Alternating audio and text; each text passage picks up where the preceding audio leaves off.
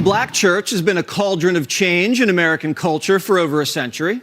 From Frederick Douglass, who spent his early days preaching about the abolition of slavery, to Martin Luther King Jr., whose sermons paved the way for the civil rights movement, it was the black church that galvanized racial progress in this country. And it was the Democratic Party that turned the black church into a campaign stop. And no one received a warmer welcome than Bill Clinton. Mr. President, these are your people. Give him a great big hand. The President of the United States. If you haven't had Bishop Lindsey's barbecue, you haven't had barbecue. I've been called a lot of things, but nobody's called me a bishop yet. The first black president was then followed by the first half-black president, who laid down some harmony. Listen. Amazing grace, how sweet the sound. Then our friend Hillary hit the black church circuit, but there was something off. I don't feel no ways tired. I come too far from where I started from. Nobody told me that the road would be easy. I don't believe he brought me this far to leave me. The Democratic Party has been filling black churches up for decades. Well, it did, until Biden. The president walked into a black church in Charleston today and proclaimed he started the civil rights movement. I've spent more time in the Bethel AME Church in Wilmington, Delaware than I have than most people I know, black or white, have spent in that church.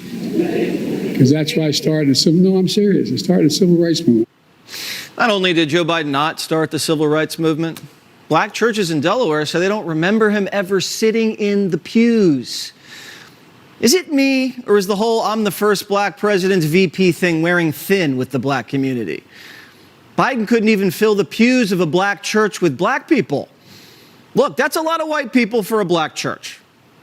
Maybe racial reconciliation's progressing at light speed because that is the whitest black church I've ever seen.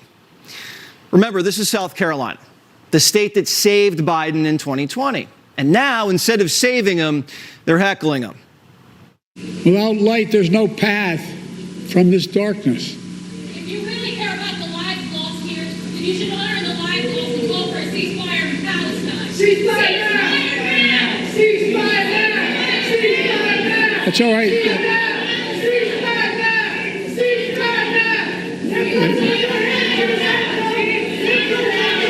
Now I know what all the whites were there for. And did you notice half the church protesters? The Biden campaign had one job: put black voters in the pews of the black church for Biden's speech. And they let in dozens of Palestinians. NBC News stumbled onto the truth when they spoke to folks downtown. Listen. This idea that, the Democratic Party has kind of pandered to black people and, promising them all these things, and then they get in office and it kind of feels like they're forgotten. I think that's kind of like the sentiment that a lot of people have, and I think that's one of the reasons now where people, especially young people, care more about, who the right person for the job is versus like what's the right party. These political parties are losing their grip on their traditionally loyal coalitions.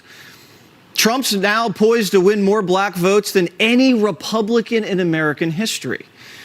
Remember, if Trump does just 1% better with black Americans, Biden loses the White House. So the Democratic Party doesn't want Biden to debate Trump. Don't campaign and don't debate. Well, then how does Biden win without a pandemic? Well, it's simple.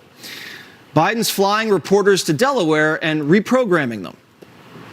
Is the Biden campaign allowed to pay for reporters' plane tickets to Wilmington and serve them food and alcohol and tell them they're getting it wrong? Not sure. The Biden campaign is telling reporters to stop covering that Biden's prosecuting Trump and cover the controversial things Donald says instead. The Biden campaign wants to prosecute Trump in the dark this year. Some very powerful people are watching this, and they've had enough. The Obamas say Joe Biden's going to lose, so they're staging a hostile takeover.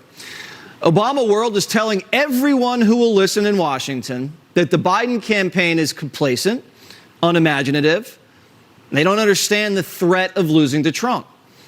Team Biden says Biden is way too zen. I think when he says way too zen, he means barely alive, but I don't want to put words in the former president's mouth. The Washington Post is reporting Obama has been visiting Biden at the White House to tell him he needs a full overhaul of his campaign. Obama is pushing Biden to move his political operation outside of and beyond his White House advisors. Translation, Barack and Michelle are taking over. And the media agrees. President Biden needs to listen. He needs to ramp up the attacks. He did yesterday. He needs to stop running ads that say, I did a great job, and start running ads saying this guy is a threat. Democracy, to your abortion rights, to your Social Security. Everything has to be Trump. Everything. I have a 7-step plan for Biden's reelection. And you can memorize them because I did them in alphabetical order. Attack, attack, attack, attack, attack, attack, attack. Biden's trying to throw Trump in prison for the rest of his life, strip his business license, strip him off the ballot, and just call him a combination of Hitler and King George III. And the Obamas think he should go on the attack? I'm afraid to ask what this new level of attack would look like. But if Trump isn't damaged goods by the convention, Michelle Obama's positioning herself as Plan B. What's going to happen in this next election? I am terrified about what could possibly happen because our leaders matter. Who we select, who speaks for us, who holds that bully pulpit. It affects us in ways that sometimes I think people take for granted. You know, the fact that people think that government, does it really even do anything? And I'm like, oh my God, does government do everything for us? And we cannot take this democracy for granted. And sometimes I worry that we do. Those are the things that keep me up. Our leaders matter? Is she talking about Trump or Biden? Hard to tell. But the former First Lady, who rarely expresses her political views so pointedly, is sending out the bat signal. What is the thing that keeps you up at night? More to do with the world that we're in. There's such a thing as knowing too much. It could be any range of things that comes across the desk of the leader of the free world, right? So I know a lot about what's going on, and what keeps me up are the things that I know. The war in the region, in too many regions. What is AI going to do for us? The environment, are we moving at all fast enough? What are we doing about education? Are people going to vote? And why aren't people voting? I mean, those are the things that keep me up because you don't have control over them.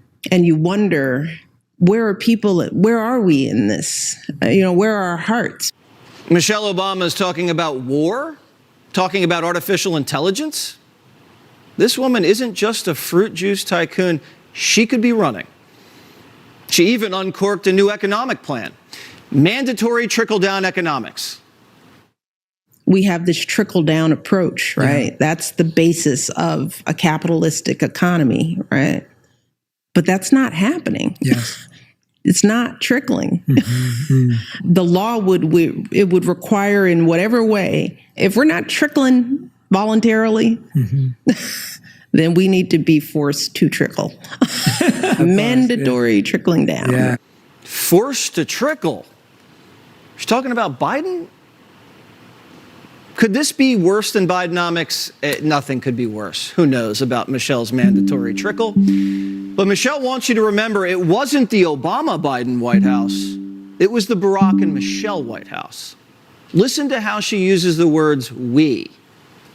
I'm so proud of my husband and the way he led, the way his administration worked, the team that we built.